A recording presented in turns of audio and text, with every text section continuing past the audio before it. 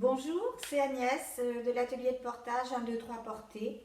Aujourd'hui, je voulais vous parler du métail de chez Love Carry, un petit porte-bébé enfin un petit métail qui est fabriqué en Ukraine et que j'ai depuis 2-3 ans. C'est quelque chose de très simple à utiliser, très classique, mais efficace. Alors, ici, nous avons un serrage. Alors, je vais le montrer à l'endroit parce que c'est quand même mieux. Voilà, le voilà en entier. Et je vais montrer le serrage du tablier en largeur. Alors voilà, au plus grand, voilà, au plus petit. Alors, c'est un système de cordon. Euh, Celui-ci coulisse bien et ne se défait pas. C'est une chance. Ici, j'ai des cordons aussi pour raccourcir réduire la hauteur du tablier. Voilà. Et une capuche. Voilà. Voici. Avec des petits élastiques pour la ranger. Une ceinture à nouer. Des bretelles. Alors, elles ont un pli en fait. Elles se déploient avec un pli. C'est pas froncé ici. Voilà. C'est un pli plat. Donc je vais l'essayer avec un petit poupon de toujours mon 47-48 cm. Je ne sais jamais combien il mesure. Je vais mettre la ceinture autour de ma taille. Alors, comme tous les métails qui se règlent avec un cordon, il faut s'attendre à ce que la ceinture euh, prenne une forme un petit peu particulière. C'est-à-dire qu'elle fait un petit peu ça. C'est-à-dire qu'on n'a pas l'impression d'avoir une ceinture en fait. Je ne sais pas si je m'explique bien, mais en fait, c'est ça qui est le serrage contre notre corps aussi. Donc, attention de ne pas asseoir le bébé ici. Voilà. Alors là, je constate que mon petit cordon a pris un peu de jeu déjà. Alors, c'est un peu l'inconvénient de ce type de porte-bébé, mais ça n'est pas particulier à lui. Voilà, je prends mon poupon, je l'emmène contre le tablier, voilà, contre moi. Et je vais un petit peu, alors j'ai réduit vraiment au minimum, donc je suis quasiment sûre que mon bébé devrait être bien installé, parce que là j'ai pas du tout écarté ses jambes. Je fais simplement attention à bien l'asseoir dans le fond du tablier pour réduire le maximum les plis sur lui. Et je profite de ce petit métail pour vous expliquer les différentes façons de disposer les bretelles lorsqu'on a un tout petit bébé. C'est-à-dire qu'il va mesurer voilà, jusqu'à je dirais moins plus ou moins 50 cm. Alors la façon classique de mettre les bretelles, elle est la plus simple d'ailleurs. Elle est comme ceci. Voilà, je passe d'un côté à l'autre. Là, on va essayer de se focaliser un petit peu là-dessus, sur ces bretelles. Je vais chercher une des bretelles et je la ramène devant. Je fais la même chose de l'autre côté. Voilà. Et je la ramène dessous, vous voyez, juste posée en dessous. Alors, j'aurais dû coincer la capuche parce que c'est souvent qu'on a les cordons qui s'en mêlent. C'est assez classique aussi. Alors, il aurait suffi que je la range. Voilà. Alors, je peux laisser, bien entendu, mes bretelles comme ceci, en ayant réduit mon tablier, je pense, au maximum. Alors, je vais vérifier que les coulissants ne soient pas partis, parce que c'est quand même un peu le souci qu'on a avec ce type de réglage. Alors là, non, il y a un petit arrêt, justement. Donc, il est réduit au maximum. Donc, je vois que d'emblée, mon bébé tout petit, quand même un peu la tête un petit peu enfouie quand même dans la bretelle. Donc, c'est pas la solution que je vais préférer. Je vais essayer en faisant une volte. Je vais défaire mes deux bretelles, voilà, je vais les laisser tomber. Je vois bien qu'ici, j'ai l'endroit, puisque j'ai le petit passant pour introduire la lanière pour tenir la capuche.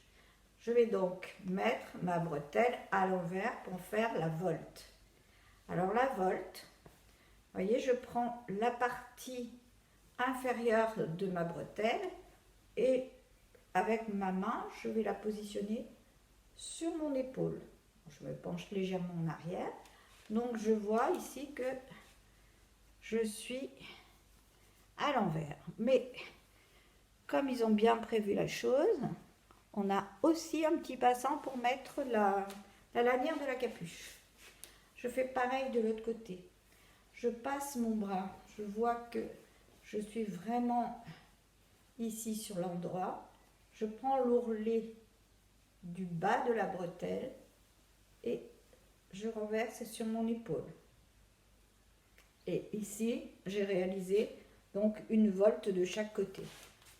De la même façon, je vais chercher mon tissu derrière.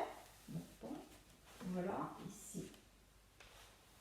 Même chose. Voilà. Ça s'est bien tortillé hein, dans tous les sens. Non, ça va. Tout va bien.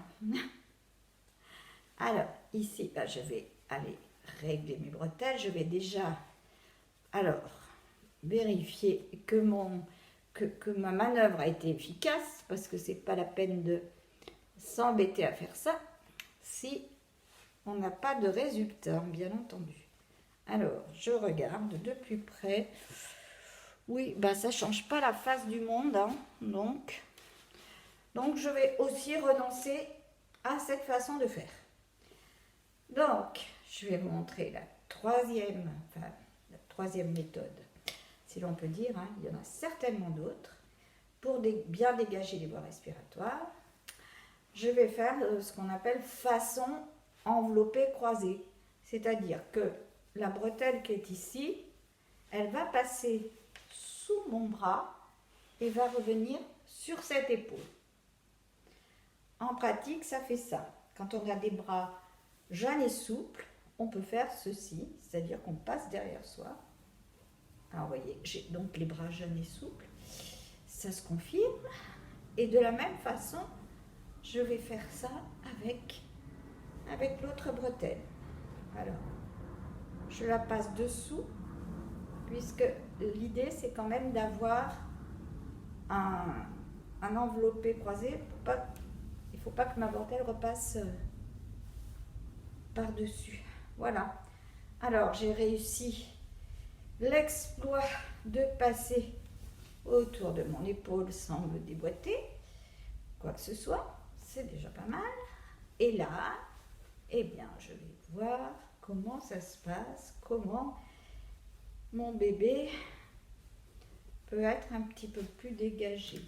Alors ici, je fais attention à ce que ce ne soit pas désagréable hein, sous mon bras, parce que on a beau essayer de faire tout ce qu'on peut pour porter son bébé, mais je crois que la règle numéro 1, c'est pas faire n'importe quoi avec son bébé, mais penser quand même à ce que ce soit confortable. Et en principe, quand c'est confortable pour le porteur, il y a rarement de défaut dans la façon dont le bébé est installé.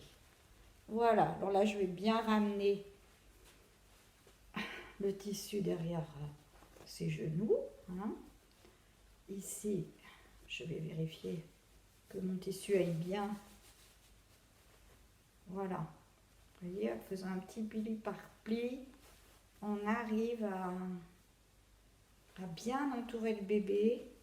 Alors ça, c'est important parce que ce calage là sur les côtés permet au bébé d'être bien dans l'axe. J'ai pas dit bien droit, bien entendu, son dos doit être bien arrondi, mais qu'il ait un axe vertical, qu'on lui fasse pas une petite scoliose. Voilà, donc ici je vais nouer, alors toujours embêtée par ces petits, voilà, je vais aller faire, je peux faire une petite vrille, je pense que j'ai assez de tissu, et aller nouer derrière, voilà. Ici, vous voyez, les bretelles sont suffisamment longues pour qu'on puisse faire une vrille sous les fesses du bébé et ensuite aller nouer derrière. Alors, on peut aussi nouer devant, hein, si on en a envie, hein, si on n'a pas envie d'avoir un nœud dans le dos, bien entendu.